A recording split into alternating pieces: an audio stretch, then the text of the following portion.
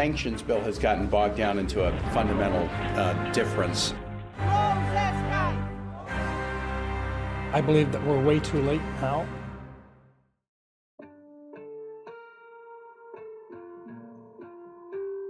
أنا هلا مهدي، باحثة وصحفية. منذ بداية حياتي المهنية وأنا أولي اهتماماً خاصاً بدراسة العقوبات الدولية وتحديداً الاقتصادية منها على مر العقود الماضية.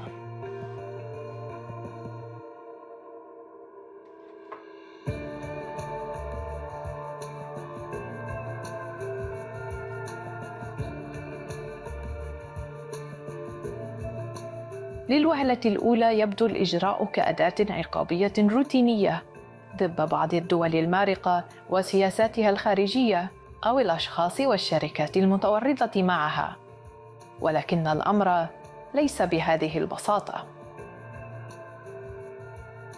كيف لروسيا على سبيل المثال أن تصمد طيلة عدة سنوات بعد كل تلك العقوبات الغربية الضخمة وأن يستمر اقتصادها في النمو؟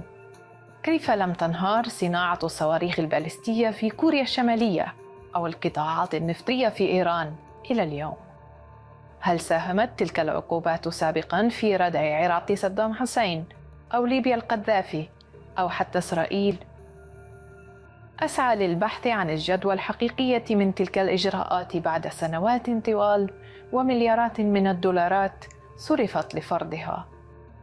هل هي أداة فاعلة؟ وكيف لم تتعلم الدول الغربية من دروس الماضي القاسية التي تتكرر بثبات؟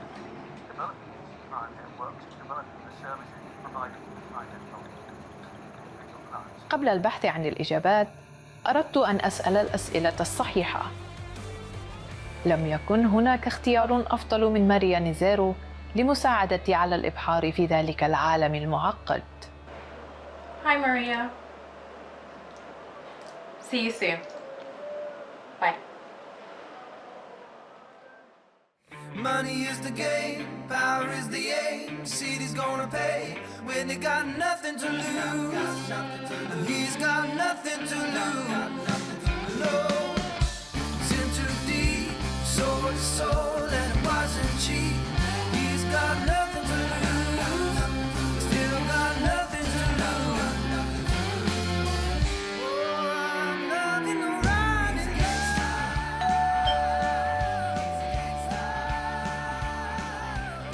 How was your journey in?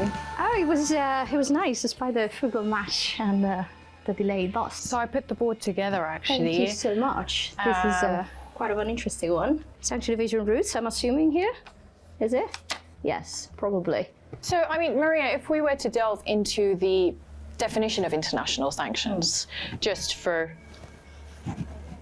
observers and researchers. International sanctions, they are political and economic decisions that are taken against state, non-state actors, such as a terrorist organization or individuals even, who basically are currently threatening international peace and security.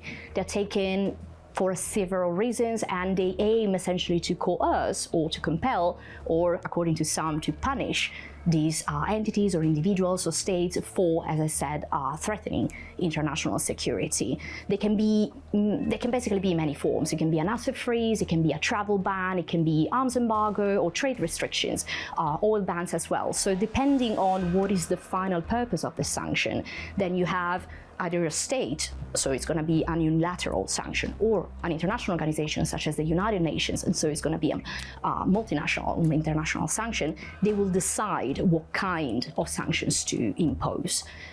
So far we have many different regimes. We have against terrorist organizations, we have against countries such as you probably see the word Russia is popping up and I see it on the board, Iran as well. You have it against individuals who potentially have, I don't know, committed or supposedly committed human rights violations, or even are believed to be responsible for corruption. So as I said, they are varied. They can be geographic, so they can target a country, they can target a region, or they can be thematic, so they can target a specific illicit conduct such as corruption or human rights. I mean, that's why it's interesting that you actually brought up Russia, because it does bring out some questions regarding why do sanctions actually target the Eastern Bloc and rogue states, or what is termed as rogue states. But before we move on to this, I mean, can I offer you anything to drink? Absolutely, we'll lost some water. Yeah, maybe I'll grab some. Perfect, just grab a seat. I'll be right back. Thank you. Oh, you're very welcome. There we go. So yeah, I mean, in terms of their association with the Eastern Bloc and rogue states, it's just a general sort of idea, you know, you impose sanctions to, as I said, those actors that reportedly are threatening international peace and security. So if you look at the map, the countries that are currently engaging in conflicts, such as, for instance, Russia, they are obviously going to be the target of international sanctions, potential or unilateral sanctions in the case of Russia. Then you have other countries that have, you know, been in war, at some point during the years and decided to just keep on acting beyond and or outside of the international community, such as North Korea, for example. You know, from the 50s onwards, you have Iran, you know, from 1979. We had a little bit of a break in the 2010s, but then, you know, we're back at it again. And then you have terrorist organizations, you know, they are engaging, for instance, in illicit acts and obviously in human rights violations and so forth. And they are mostly located in areas where we could say that sovereignty is a little bit unstable, you know, there. So wherever all those places where there is limited territorial control, it's probably more likely that you're going to see sanctions. I can think of an example of a failed state, for example. I mean, Iraq's Saddam Hussein has evaded sanctions for, you know, an unlimited amount of years. And why have these sanctions, or why have these precautions to all of these states? Why have they not been as effective for the previous few years? It is a fair, you know, point. More than a few years. More than a few years, I would say, probably in the case of Saddam Hussein. I mean, sanctions do not operate in a vacuum, okay? So the way that you should see it is, first of all, sanctions are only as effective as if their implementation is enforced. So what happens is you can designate as many people as you want. Look at the case of, you know, the Russian oligarchs. We have loads of them. We have 200 or plus names. However, one thing is designating, one thing is putting the name on a list, and another thing is enforcing the asset freeze, the travel ban, the arms embargo, whatever you want. So those are two different parts. The first one is a political decision. The second one is something that is still prompted by political push, however, needs to act in concert with international partners, first. Second, it needs to have all that apparatus from a state that is constantly looking that they are being implemented. And so what happens that if I am, let's take the example of a sanctioned individual, most likely it's going to be a fairly, you know, rich individual, potentially, knows that the sanctions are coming. I am going to do everything I can to avoid the sanction itself. And that's when you have individuals who facilitate the circumvention of sanction or the evasion of sanctions. That's when they come into the conversation. So for many of these cases, for many of these regimes, what has happened, you know, the sanctions regime, I mean, for what has happened is that there has been an immense number of people operating in parallel. You know, while we had the countries trying to implement the sanctions, they had all these other apparatus of people trying to evade them. And this is constantly, you know, a sort of game where one puts, let's say, a designation in place, the other person is going to try to find a loophole to avoid it. I mean, that's quite interesting, because it seems to me that you're describing the notion or the phenomenon, the increased phenomenon of middlemen within these so-called rogue states who assist these jurisdictions to evade these sanctions. And there have been increased reporting and research in relation to strategies related to the circumvention, let's call it, of sanctions. But what does it actually, what are the methods for the circumvention of sanctions? And how can, if this is something that is so, if this is a system that is so robust and that has been in place for so many years, how can it be circumvented, and what are the tools and methods used? There are some I would say, activities that are more rewarding than others if I'm trying to evade sanctions. Yeah, of course. It is pretty, it also depends on the kind of, you know, of regime that we're talking about. There are some regimes that you know that people are going to pay a little bit more of attention. So for instance, right now, Russia is definitely in everybody's mind. So we know we are in London today. So the Combating Kleptocracy Cell is a specific unit that spends literally all day, all night researching cases of sanction evasion. So you know that some regimes are going to be, or at least they're going to try to enforce them a little bit more. So actually, talking about corruption, talking about tracing the assets and all these kind of things, John Christensen, I don't know if you ever heard of him, but yes, he is probably the best person you should talk to because he's a massive expert on that. How have you been, John? Yeah, good. Busy. It's good to hear.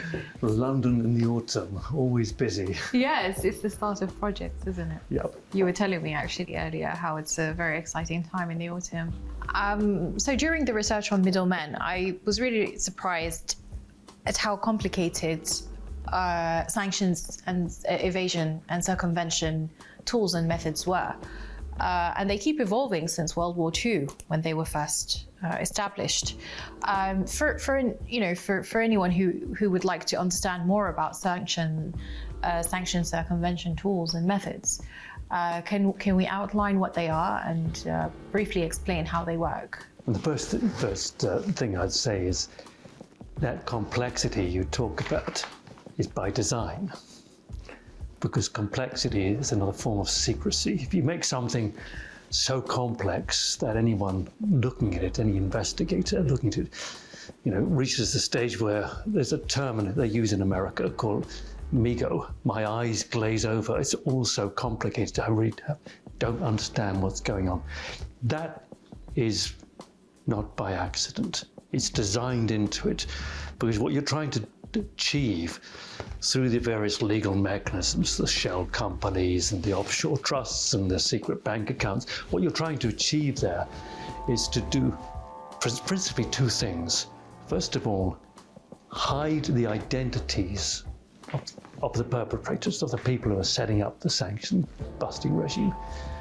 And secrecy is key to that, obviously. If you're trying to keep identity secret, you need to use offshore shell companies, offshore trusts, offshore foundations. You need to have nominee directors and a whole host of other tools which make it really difficult.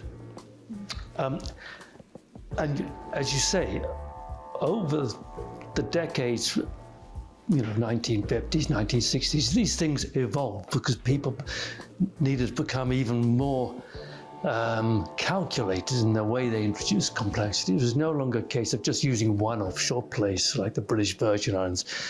If you're trading, a lot of sanctions busting was originally principally commodities, minerals, oils and so on. The more jurisdictions, the more complexity you can get into it, the harder it becomes for the people who are policing sanctions to find out the identity of the people who are doing it.